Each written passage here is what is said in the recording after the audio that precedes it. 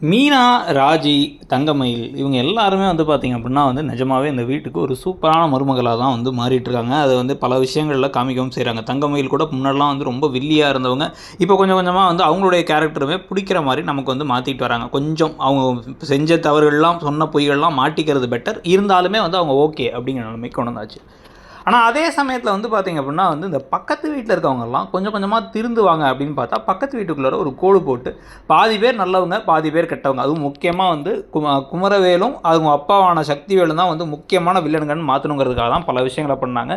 அதில் அவங்க நேராக இதுக்கே ஸ்டேஷனுக்கே போய் வேணுன்னே ஏற்றி விடுறதெல்லாம் பண்ணார்ல. அதனால தான் இன்றைக்கி என்ன பண்ணிட்டார் பாண்டியன், நேராக கொண்டு போய் நிறுத்தி என் பிள்ளைய ஒழுங்காக வளர்த்தேன், என் எல்லா பிள்ளைங்களும் ஒழுங்காக தான் வளர்த்தேன், அவன் தான் காப்பாற்ற ட்ரை பண்ணியிருக்கான், அவனால் கெடுதல் இல்லை அப்படிங்கிறத ப்ரூவ் பண்ணிட்டேன், இப்போ எங்கே போய் அவன் மூஞ்சியை வச்சுப்பேன்னு கேட்டு வந்துட்டாச்சு. வீட்டுக்குள்ளார ஆரத்தியெல்லாம் எடுத்து வர, அதுக்கு முன்னாடியே ராஜி என்ன பண்ணிட்டாங்க, கடுப்பாகி நீங்கள் ஒருத்தனை பெற்று வளர்த்துருக்கீங்கல்ல, அவன் தான் உண்மையிலே புள்ள கடத்தினவன், பொண்ணுங்களை கடத்தினவன், அவன் மேலே கேஸ் போட்டிருந்தா இந்நேரம் நீங்கள் இப்போ நினச்சது எல்லாமே உங்கள் பிள்ளைக்கு நடந்திருக்கும் அப்படின்னு வேறு சொல்லிட்டு வந்துட்டாங்க.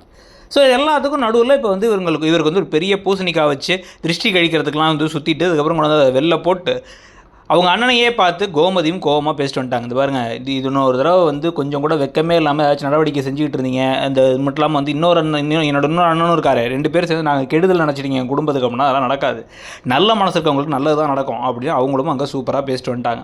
இதுக்கு நடுவில் எல்லோரும் வாங்க கடைக்கு போகலாங்கிறாரு பாண்டியன். நேற்றே லீவ் போட்டோன்ட்டு, அதெல்லாம் வேணாம், இன்றைக்கி ஒரு நாள் லீவ் போட்டு எல்லோரும் கதிர் கூட இருப்போம் அப்படின்னு சொல்லிட்டு பேசிக்கிட்டு இருக்க, முதல்ல அவர் அதெல்லாம் வேணாங்கிறாரு. ஆனால் மீனாவே என்ன சொல்கிறாங்கன்னா, தயவு செஞ்சு இன்றைக்கி ஒரு நாள் மட்டும் எல்லோரும் ஒன்றா இருப்போம் மாமா அப்படிங்கிறாங்க. ஸோ மண்டே எங்கள் வீட்டில் எல்லா நாளும் கார்த்திகேயன் ஒன்றா இருக்க போகிறாங்களாங்கிறத பார்க்கலாம். நீங்கள் என்ன நினைக்கிறீங்க, சீரியல் எப்படி போகுதுன்னு நினைக்கிறீங்கிறத சொல்லுங்கள்.